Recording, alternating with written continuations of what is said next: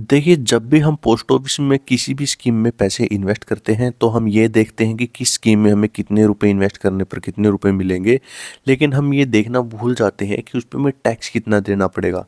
इसीलिए कभी भी हमें पोस्ट ऑफिस में इन्वेस्ट करते टाइम सिर्फ यही नहीं देखना चाहिए कि हमें कितने रुपए मिलेंगे। हमें पहले ये देखना चाहिए कि उसमें क्या टैक्स कटेगा, और वो टैक्स हटाने के बाद जितनी एक्चुअल अमाउंट, जितने एक्चुअल पैसे हमारे पास आएंगे, वो हमारा एक्चुअल ब्याज होगा जो हमें उस स्कीम में मिलने वाला है। तो आज की वीडियो में हम यही देखने वाले हैं कि पोस्ट ऑफिस की किस किस स्कीम में हमें टैक्स का फ़ायदा मिलता है और कौन सी स्कीम में हमें कितना टैक्स देना पड़ता है। पोस्ट ऑफिस की किसी भी स्कीम में जब हम पैसे जमा करवाते हैं, तो हमें दो तरीके से उस टैक्स को देखना चाहिए। सबसे पहले तो हम जितने भी पैसे जमा करवाएंगे, क्या वो टैक्स फ्री हैं या नहीं है, और उसके अलावा जो हमने पैसे जमा करवाए उस पर हमें जो ब्याज मिलेगा, क्या वो टैक्स फ्री है कि नहीं। मान लीजिए आपने 1 लाख रुपए जमा करवाए, तो क्या उस स्कीम में जमा किया गया ये 1 लाख रुपए पे हमें टैक्स देना पड़ेगा कि नहीं देना पड़ेगा।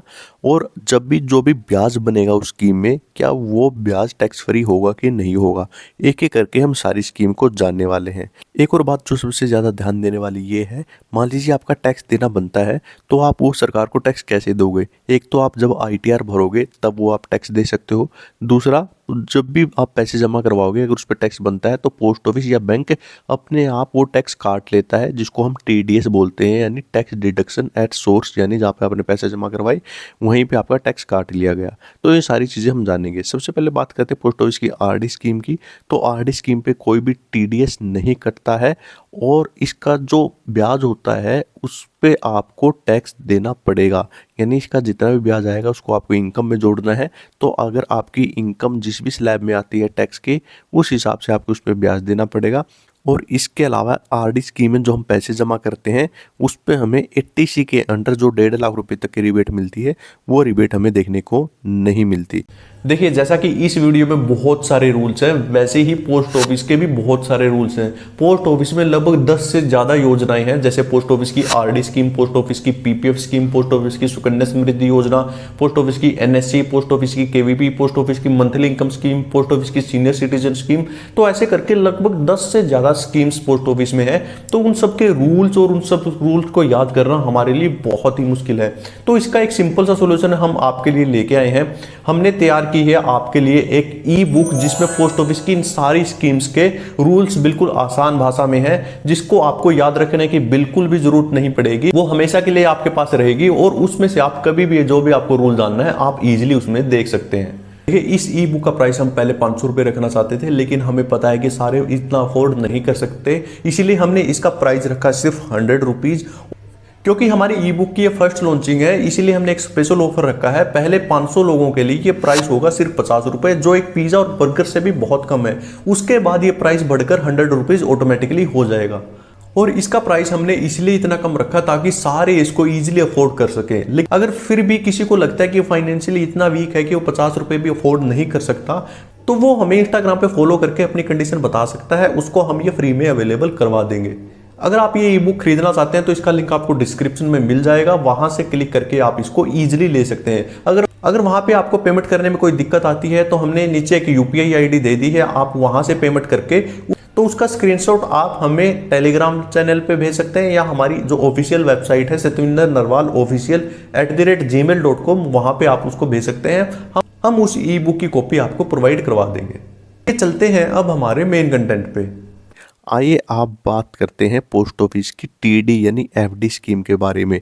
देखिए, पोस्ट ऑफिस की जो FD है, इस पे भी पोस्ट ऑफिस की तरफ से कोई TDS नहीं काटा जाता, लेकिन इसका जो ब्याज होता है उस पे हमें टैक्स ज़रूर देना होता है। यानी जो भी ब्याज बनेगा उसको हमें इनकम में जोड़ना है, उस हिसाब से हमारी जिस भी स्लैब में, जिस भी टैक्स रेट में हमारी जो टैक्स है वो बनता है, उस हिसाब से हमें देना है। और अगर हम बात करें 80C के अंडर जो 1.5 लाख रुपए तक की रिबेट मिलती है हमारी टैक्स की, तो वो सिर्फ 5 साल की FD में मिलती है। 1 साल, 2 साल, 3 साल की FD में हमें वो रिबेट देखने को नहीं मिलती। आइए अब बात करते हैं PPF अकाउंट की। तो PPF अकाउंट में भी आपका पोस्ट ऑफिस में कोई TDS नहीं काटा जाता, यानी जो टैक्स बनता है पोस्ट ऑफिस की तरफ से नहीं काटा जाता। और इसकी सबसे बड़ी बात यह है, इसका जो भी ब्याज बनेगा PPF अकाउंट में, उस पर भी आपको कोई टैक्स नहीं देना, यानी आपका टैक्स फ्री सारा कुछ रहेगा पीपीएफ अकाउंट में। और आप जितना भी पैसा इस स्कीम में इन्वेस्ट करोगे, 1.5 लाख रुपए तक आप इस स्कीम में एक साल में इन्वेस्ट कर सकते हो, तो 1.5 रुपए आप 80C के अंडर उस पर रिबेट ले सकते हो। आपको उस पर भी कोई भी टैक्स नहीं देना। यानी जो पीपीएफ अकाउंट है ये एग्जम्प्ट कैटेगरी में आता है, आपको इसमें किसी भी प्रकार का टैक्स देना होता नहीं है। आइए अब बात करते हैं पोस्ट ऑफिस की MIS यानी मंथली इनकम स्कीम के बारे में। देखिए इस स्कीम में भी जो भी आपका टैक्स बनेगा वो पोस्ट ऑफिस की तरफ से नहीं काटा जाएगा, यानी आपको कोई TDS नहीं देना है। और इसका भी जो ब्याज आएगा उस पर आपको टैक्स ज़रूर देना है, आपको अपनी इनकम में जोड़ना है, उस हिसाब से आपको उस पर टैक्स देना है। और जो इसमें आप जितने भी पैसे जमा करोगे पोस्ट ऑफिस की MIS स्कीम में, वो उसको आप 80C के अंडर 1.5 लाख रुपए तक की रिबेट नहीं ले सकते। MIS स्कीम में आपको ये फैसिलिटी नहीं मिलती। आइए अब बात करते हैं पोस्ट ऑफिस की NSC यानी नेशनल सेविंग सर्टिफिकेट के बारे में। देखिए पोस्ट ऑफिस की जो NSC स्कीम एक 5 साल की स्कीम है और इसमें भी आपका कोई TDS नहीं काटा जाता, लेकिन इसका भी जो ब्याज है उस पर आपको टैक्स ज़रूर देना है, यानी आपको उसका जो ब्याज बनेगा अपनी इनकम में जोड़ना है। उस हिसाब से आप जिस भी टैक्स स्लैब में आओगे उस हिसाब से आपको ब्याज देना है। लेकिन सबसे बड़ी बात यह है, आप जितने पैसे इस NSC स्कीम में जमा करोगे 1.5 लाख रुपए तक की आप टैक्स की रिबेट ले सकते हो 80C सेक्शन के अंडर। यानी 80C के सेक्शन के अंडर जो भी आपकी रिबेट बनती है वो मिलेगी, TDS नहीं घटेगा और जो टैक्स है वो आपको इसके ब्याज पे ज़रूर देना पड़ेगा। आइए अब हम बात करेंगे पोस्ट ऑफिस की KVP किसान विकास पत्र स्कीम के बारे में, पोस्ट ऑफिस की सीनियर सिटीजन स्कीम के बारे में और पोस्ट ऑफिस की सुकन्या समृद्धि योजना के बारे में। देखिए पोस्ट ऑफिस की KVP स्कीम एक ऐसी स्कीम है जिसमें आप जितने पैसे जमा करोगे वो लगभग 9 साल और 7 महीने के बाद डबल हो जाएंगे। तो आप जितने भी पैसे इस स्कीम में इन्वेस्ट करोगे उस पे आपका TDS नहीं काटा जाएगा, लेकिन आपका जो भी टैक्स बनेगा, जो आपका ब्याज बनेगा उस पे आपको टैक्स ज़रूर देना है।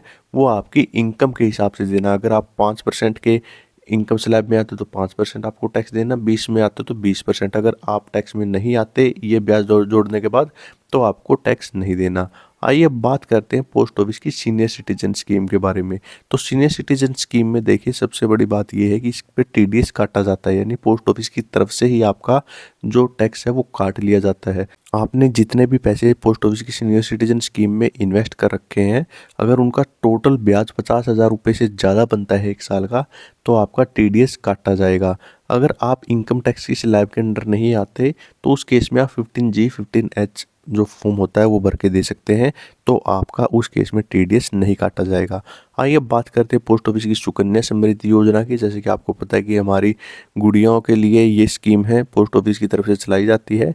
तो इसमें जो भी आपका पैसा इन्वेस्ट आप करोगे उस पे आपको 1.5 लाख रुपए तक की रिबेट मिलेगी।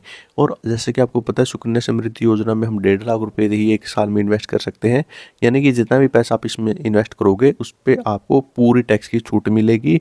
इसमें कोई भी TDS नहीं काटा जाएगा और जितना भी पैसा आप सुकन्या समृद्धि योजना में एक साल में इन्वेस्ट करोगे उसको आप इनकम टैक्स की धारा 80C के अंडर छूट ले सकते हो, यानी कि 1.5 लाख रुपए तक आपको सुकन्या समृद्धि योजना में टैक्स देने की ज़रूरत नहीं है। जैसा कि हमने PPF में देखा था वैसे ही सुकन्या समृद्धि योजना में ना तो आपके ब्याज पे कोई टैक्स लगता है, ना ही आपने जितनी अमाउंट जमा की उस पर कोई टैक्स लगता है, ना ही इसमें TDS काटा जाता है।